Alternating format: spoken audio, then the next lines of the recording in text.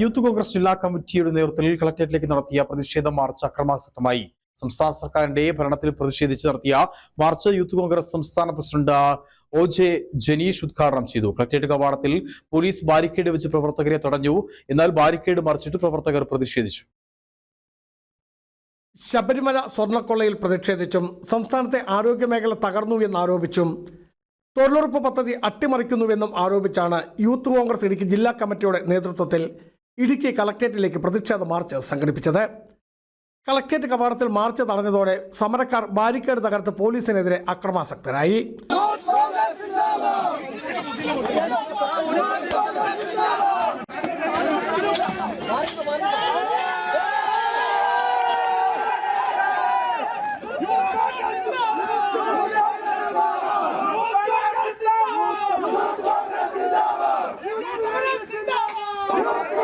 പ്രതിഷേധ സമരം യൂത്ത് കോൺഗ്രസ് സംസ്ഥാന പ്രസിഡന്റ് OJ ജനീഷ് ഉദ്ഘാടനം ചെയ്തു.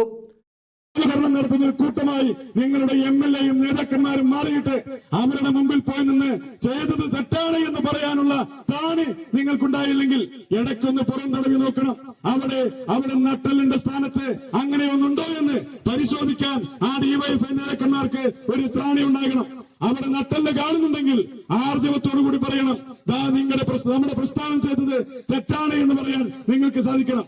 അതില്ലാത്ത പക്ഷം DYFI എന്നുള്ളത് diplomatic youth federation of India എന്ന് പേര് മാറ്റി വിളിച്ചുകൊണ്ട് നിങ്ങൾ മുന്നോട്ട് പോകേണ്ട സാഹചര്യം ഈ സംസ്ഥാനത്തിനകത്തുണ്ട്.